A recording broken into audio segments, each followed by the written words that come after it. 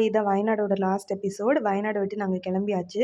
வயநாடு அந்த ஆர்ச்ச தாண்டி கொஞ்சம் முன்னாடி வந்தோம்னா, எல்லாரும் நின்னு பார்த்துட்டு இருந்தாங்க. அது ஒரு நல்ல வியூ பாயிண்ட் இருந்துச்சு. சரி அங்க கொஞ்சம் நேரம் நின்னு பார்த்துட்டு, அப்படியே நாங்க கிளம்பிட்டோம். அப்படியே வந்துட்டுருக்க வழியில வந்து அடிவாரம்னு ஒரு இடம். அந்த இடத்துல வந்து இந்த மாரி பஜ்ஜி, ஸ்நாக்ஸ் எல்லாமே இருந்துச்சு. டீ, சோடா சர்பத் எல்லாமே இருந்துச்சு. அதனால நாங்க கொஞ்சம் ஸ்நாக்ஸ் மட்டும் சாப்பிட்டுட்டு, அப்படியே திருப்பி கிளம்பிட்டோம். இப்போ டைம் 7:45 ஆகுது. மதுரைக்கு வந்து மேப் போட்டிருக்கோம். இன்னும் 7 ஹார்ஸ் 41 மினிட்ஸ் இருக்கு. அப்போ வயநாட்லேருந்து வர்ற வழியில, பாலக்காடுக்கு முன்னாடி வந்து இந்த டீ டைம்ன்ற ஒரு ஷாப் இருந்துச்சு. அது வந்து பஸ்ஸு இதெல்லாம் இருந்தனால கொஞ்சம் அட்ராக்டிவா இருந்துச்சு. சரி அங்க இறங்கி டீ டீ, காஃபி ஏதாவது சாப்பிட்டு போலாம் அப்படின்னு நினச்சு நாங்க இறங்குனோம். அதான் அது ஒரு ரெஸ்டாரண்ட்டு. நாங்க வந்து அங்க கேக்ல இருந்து அ எல்லாமே இருந்துச்சு. சாப்பாடு எல்லாமே இருந்துச்சு. சரி அங்க கொஞ்ச நேரம் ரிலாக்ஸ் பண்ணிட்டு நாங்க அப்படியே கிளம்பிட்டோம். இந்த மாதிரி நம்ம ஜங்க் ஐட்டம்ஸ் தான் இருந்தது.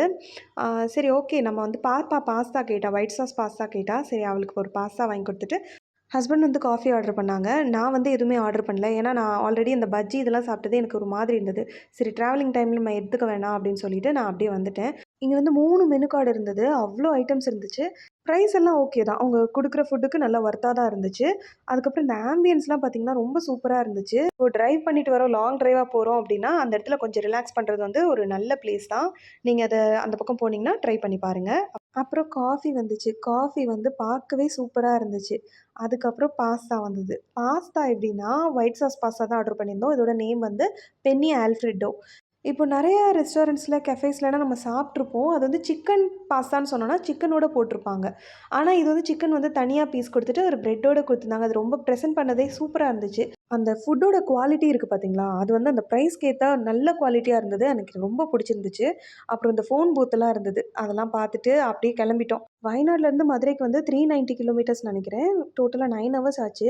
இப்போ நாங்க வந்து அங்கங்க நின்னு போறனால எக்ஸ்ட்ரா ஒரு 1 ஹவர், 2 ஹவர்ஸ் கூட ஆயிருக்கலாம். தூக்கம் வராத வரைக்கும் வண்டி ஓட்டலாம். அதுக்கப்புறம் பாலக்காடுல போய் ரூம் போட்டுக்கலாம் அப்படின்னு நெனச்சோம்.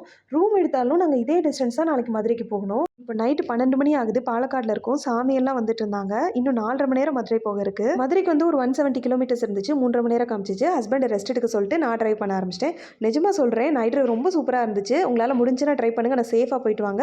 வீட்டுக்கு வர காலையில 5 மணி ஆச்சு. ஓகே.